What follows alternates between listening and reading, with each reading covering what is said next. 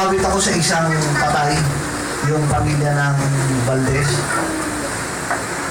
Bago matapos ang awit, kaya minsan ayoko nang umawit sa mga patay kasi ako mismo naiiyak. Hinawit ko yung Beyond the Sunset. Kasi nung makita ko nag-iiyakan yung pamilya, katabi ko si Sister Valdez, sabi ko, iiyak na naman ako. Kinakagat ko yung ngipin ko pag nakita mo. Pinipigilan ko yun kasi mahirap kung umiiyak eh. Sabi na kami, Beyond the Sunset. Yung last part. Ha? Oh, glad reunion. When we're our loved ones. Tama ba? When we're our loved ones, we'll weep no more. Oh, day of gladness. A day unending. Beyond the sunset, forevermore. Anong sarap ng pakiramdam na pagkatapos mong maranasan yung mga paghihirap dito sa lupa. May talata pa nga na hindi kayang tumbasan yung mga paghihirap natin dito sa lupa na ibibigay ng Panginoon na maraming mga masasayang bagay na ibibigay ng Panginoon sa atin. Hindi kayang tumbasan. Inihanda tayo ng ating Diyos, ng ating Panginoon sa mas greater happiness kung bakit nararanasan natin dito. Meron pang talata, no more nights, no more pain, no more death, nor sufferings. Makikita na ni Kuya Romy yung kanyang apo na pinakamamahal niya. Makikita ninyo yung mga pinakamamahal natin na umaakyat papunta sa alapaap ng langit.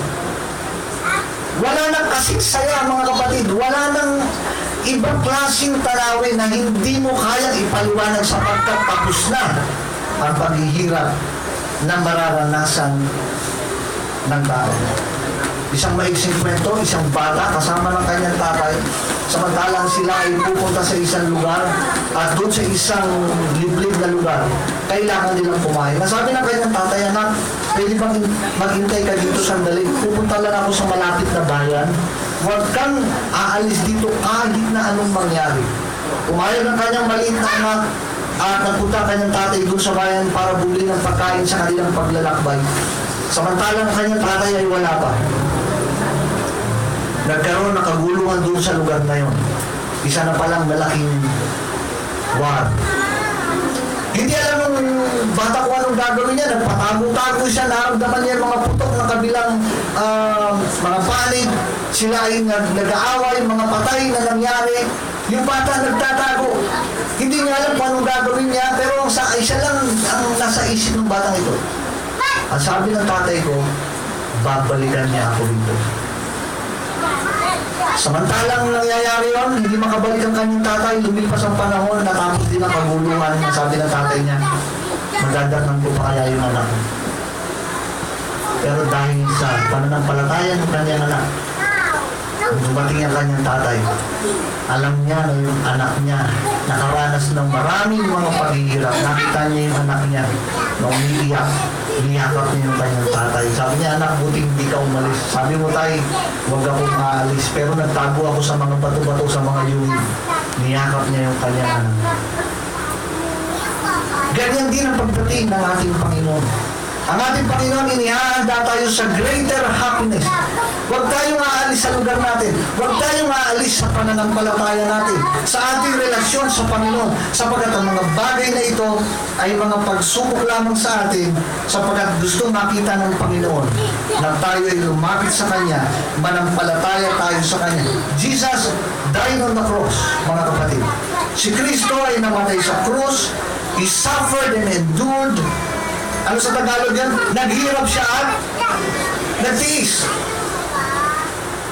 He was wounded and crushed. Nasugatan siya at siya ay nagka-luray-luray. Nasugatan siya at siya ay nagka-luray-luray because of us. Mahal tayo ng ating Panginoon, mga kapatid. He made us completely well. Ang pag-ibig ng Diyos, walang makapagpapahiwalay sa atin. Walang ibang minahal ng Panginoon. Maliban sa bukod sa mga sansinupog sa lahat ng mga bagay na ginawa niya, mahal ng Diyos, ikaw at ako. Sabi ng talata, don't be surprised or shocked that you're going through testing that is like walking through fire. Be glad for the chance to suffer as Christ suffered.